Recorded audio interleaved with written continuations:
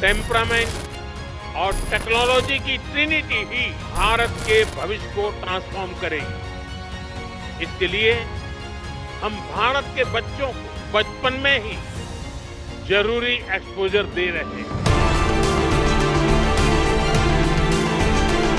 अभी तक देश में 10,000 अटल टिंकरिंग लैब खोली जा चुकी है। इस बजट में सरकार ने 50,000 और अटल टिंकरिंग लैब खोलने की घोषणा की। विद्यार्थियों को फाइनेंशियल सपोर्ट देने के लिए पीएम विद्यालक्ष्मी योजना भी शुरू की गई। हमारे स्टूडेंट्स अपनी लर्निंग को एक्सपीरियंस में तब्दील कर सके, इसके लिए हमने 7,000 से ज्यादा इंस्टीट्यूट्स में इंटर्नशिप सेल स्थापित किए। युवाओं में नए स्किल्स विकसित करने के लिए आज हर संभव प्रयास किया जा रहा है। इन युवाओं के टैलेंट, टेम्परामेंट और टेक्नोलॉजी की ये ताकत ही भारत को सफलता के शिखर तक लेकर जाएगी। बीते 10 सालों में भारत ने इंक्रीमेंटल चेंज से आगे बढ़कर इंपैक्टफुल ट्रांसफॉर्मेशन तक का सफर देखा है। आज भारत का governance model next generation reform पर फोकस कर रहा है। हम टेक्नोलॉजी और इनोवेशन और इनोवेटिव प्रैक्टिसेस के जरिए सरकार और नागरिकों के बीच की दूरी समाप्त कर रहे हैं। इसका इम्पैक्ट ग्रामीण और शहरी क्षेत्रों के साथ साथ दूर दराज के इलाकों में भी दिख रहा है। हम लोगों के यहां एक कहावत होती है, दिन दूनी रात चौगुनी तरक्की करना, और ये कुछ वैसा ही है।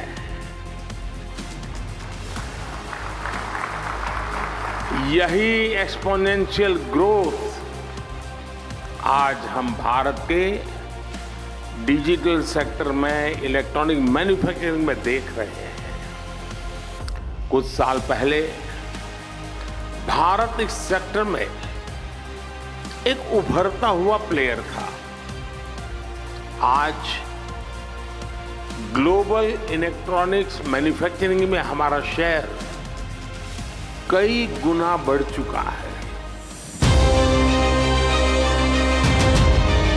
डिजिटल इंडिया मिशन का लक्ष्य देश को एक ट्रांसपेरेंट, इफेक्टिव और लीकेज फ्री गवर्नेंस देना था, और आज हम इसके मल्टीप्लायर इफेक्ट को अनुभव कर रहे हैं।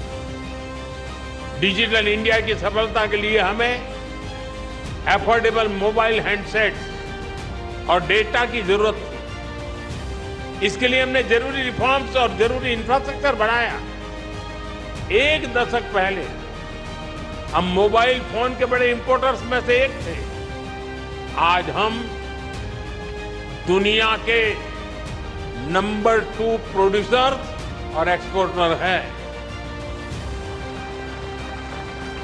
अभी एक ताजा रिपोर्ट आई है, आज भारत 5G हैंडसेट्स का दूसरा सबसे बड़ा मार्केट बन चुका है।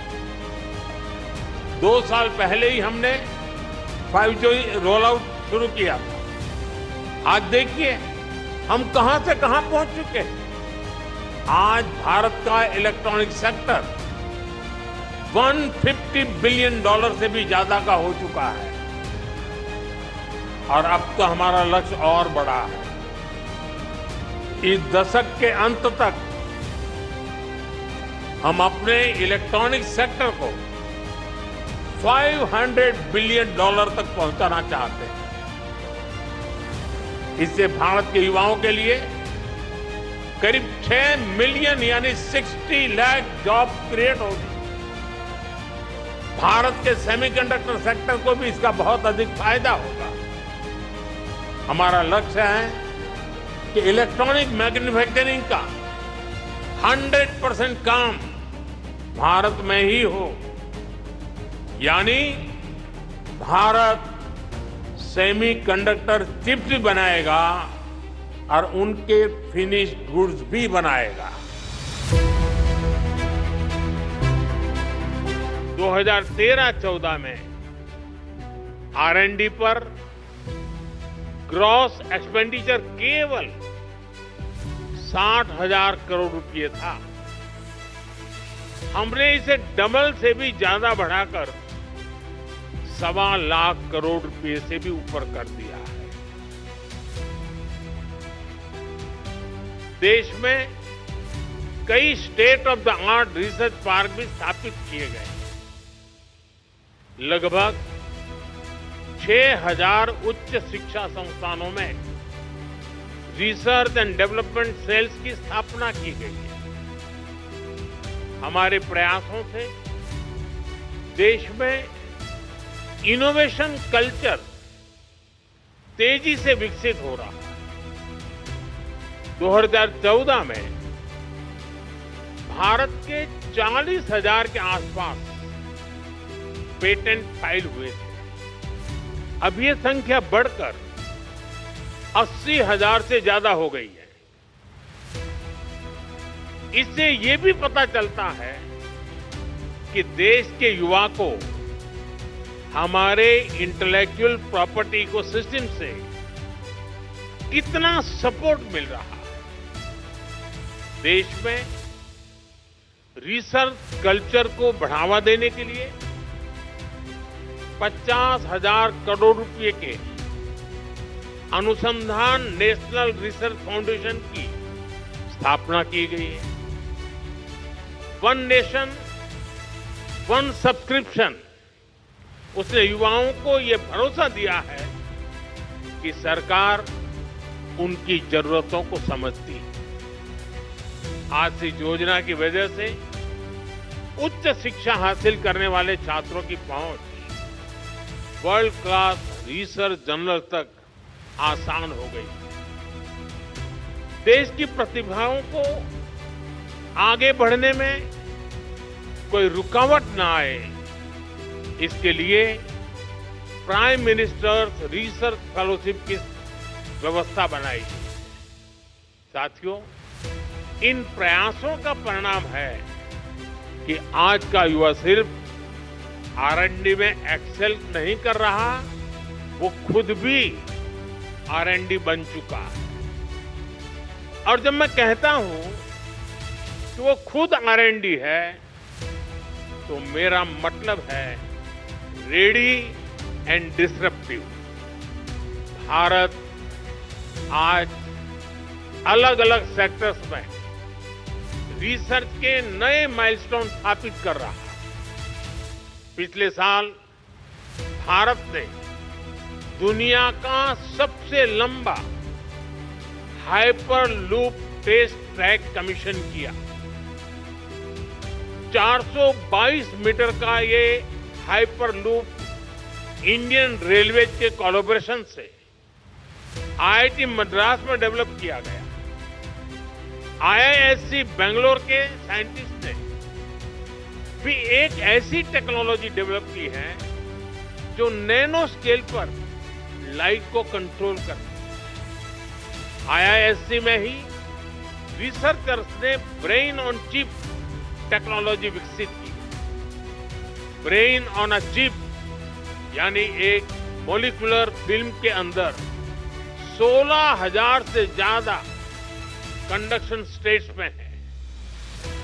डाटा स्टोर और प्रोसेस करने की कैपेबिलिटी।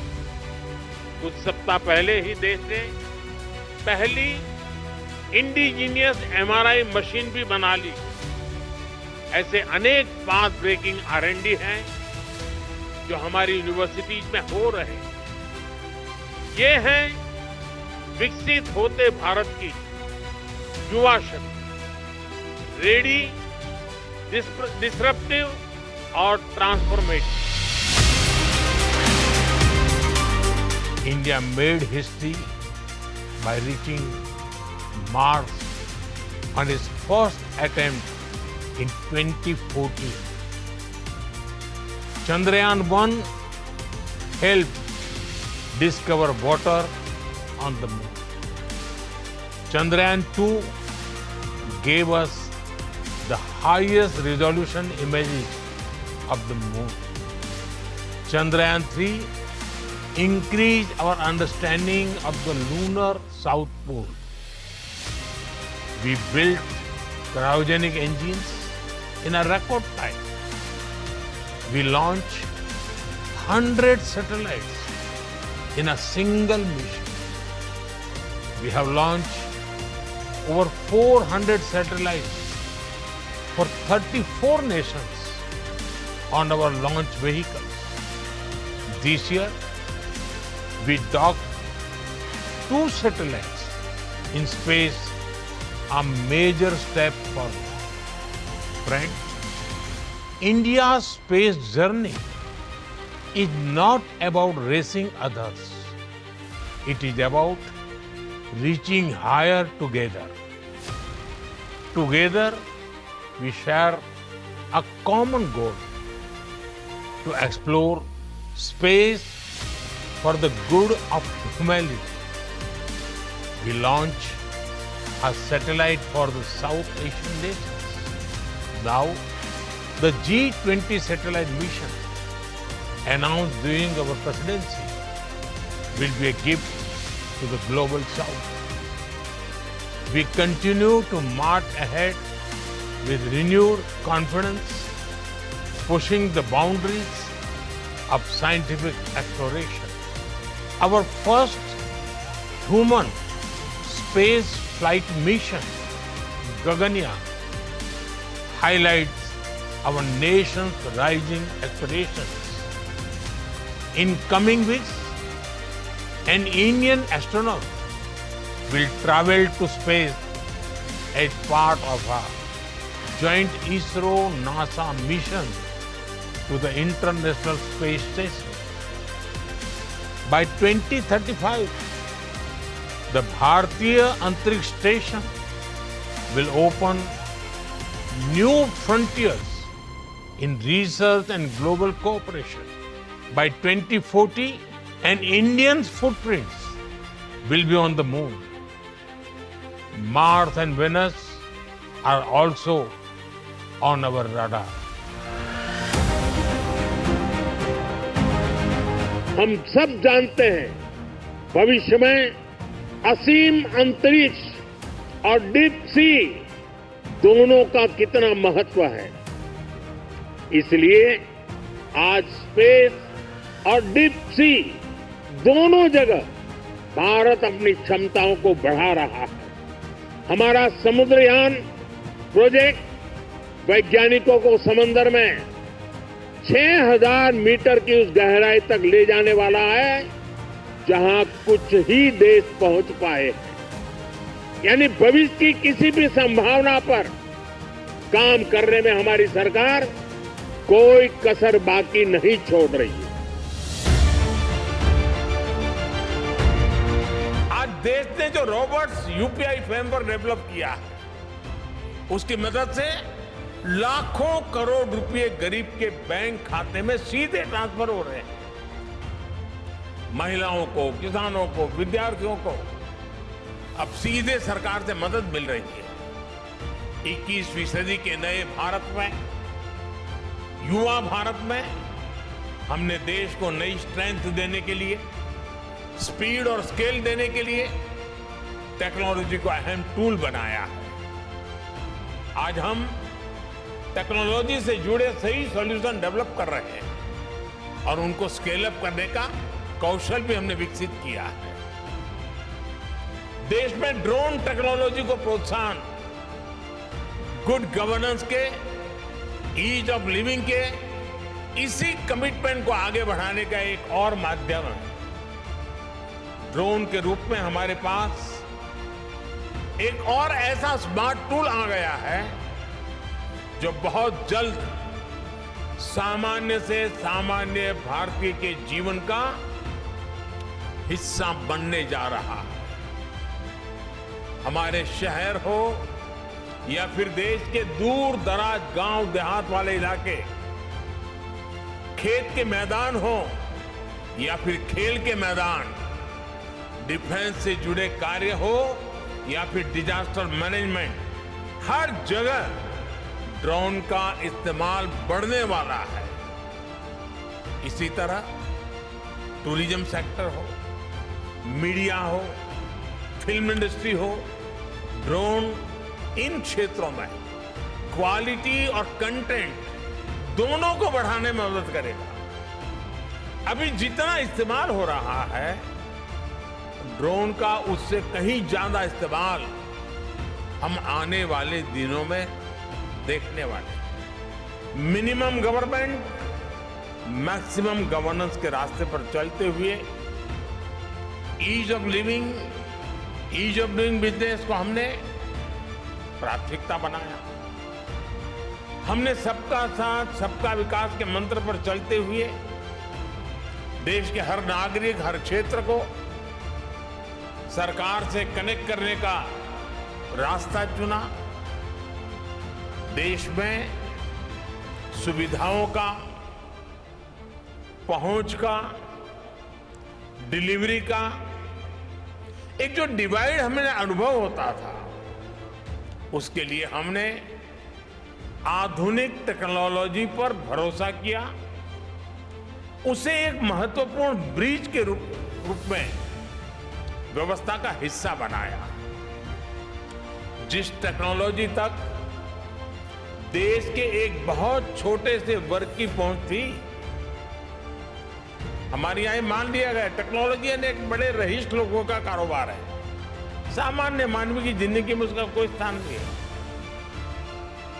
उस पूरी मानसिकता को बदल करके हमने टेक्नोलॉजी को सर्वजन के लिए सुलभ करने की दिशा में अनेक कदम उठाए हैं और आगे भी उठाने वाले हैं।